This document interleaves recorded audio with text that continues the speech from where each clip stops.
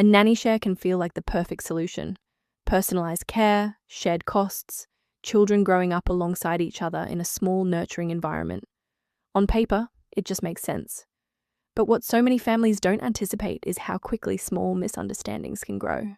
A difference in approach to routines, an awkward conversation about money that gets put off a little too long, one family's schedule shifting in a way that ripples through everyone else's week. Here's the thing. Most nanny shares don't struggle because families have bad intentions. They struggle because expectations weren't clearly defined from the start. A nanny share isn't just a friendly arrangement. It's a shared care structure that involves real employment responsibilities, financial agreements, and most importantly, the well-being of young children. When it's set up properly, it can be calm, stable, and genuinely rewarding. When it's not, it can quietly strain even the strongest of friendships. The difference comes down to one thing: structure. Let's talk through why nanny shares commonly break down, and how you can make sure yours doesn't become one of those statistics. The first reason is undefined expectations. This is the most common issue I see, and it usually comes down to unspoken assumptions. One family assumes care will follow their parenting style. The other assumes there'll be flexibility. And neither family realizes they're operating from completely different expectations until the tension starts to build.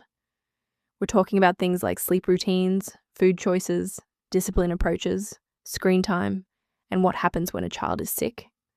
If these conversations don't happen early, they surface later, and usually during a moment of stress, which is the worst possible time to be having them for the first time. A nanny cannot successfully work under two different parenting rulebooks, and children, even very young ones, sense inconsistency immediately. Clarity from the beginning protects everyone in the arrangement. The second reason is awkward money conversations. Money can be uncomfortable to talk about, but nanny shares involve real financial complexity: wage splits, sick pay, annual leave, public holidays, payroll obligations, superannuation. These things need to be worked out clearly. What happens if one family pays late? What if one family wants to reduce hours? What if they go on an extended holiday? Who absorbs that cost? When finances aren't structured properly from day one, resentment has a way of creeping in quietly, underneath the surface of what otherwise feels like a good relationship. This isn't about being transactional, it's about being transparent. And transparency, in the long run, is what keeps things friendly. Thirdly, and this is where most breakdowns actually begin, there's no written agreement. Families often say things like, "We trust each other," or "We'll work it out," or "We want to keep it flexible." And flexibility sounds lovely until circumstances change. A written agreement isn't a sign of mistrust. It's a sign of respect for the arrangement and for each other. It should outline the work hours, pay structure, location rotation if that applies, the sick child policy, notice periods, and critically, an exit plan. I want to stress that last point because most nanny shares don't end due to conflict. They end because one family's needs change. A new baby, a return to work, a move. Without a clear transition structure in place, those endings can feel abrupt and surprisingly personal, even when no one meant any harm. Fourth is poor communication structure. Many families only talk when something's gone wrong, but the nanny shares that work well build in regular check-ins, not emotional conversations, but structured ones. Something as simple as a monthly touch point. What's working? What feels a little off? Any upcoming schedule changes on the horizon. Small, consistent conversations prevent the kind of build-up that leads to big, difficult ones. And fifth is what I call the friendship factor.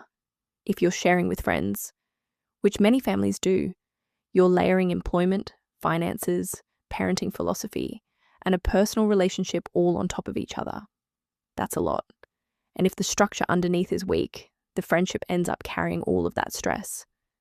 But when the structure is strong, the friendship is protected by it. The nanny share sits on a solid framework rather than on goodwill alone. And goodwill, as lovely as it is, was never designed to hold that kind of weight. So, if you're considering a nanny share, my biggest piece of advice is this: don't rush the setup.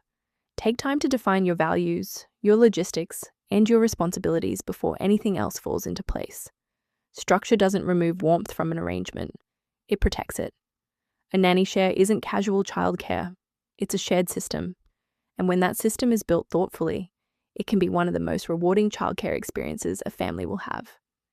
If you're wanting to set up a successful nanny share, I've created the Complete Nanny Share System, a clear step-by-step framework with templates and tools so you can set up your nanny share properly, avoid common pitfalls, and protect everyone involved.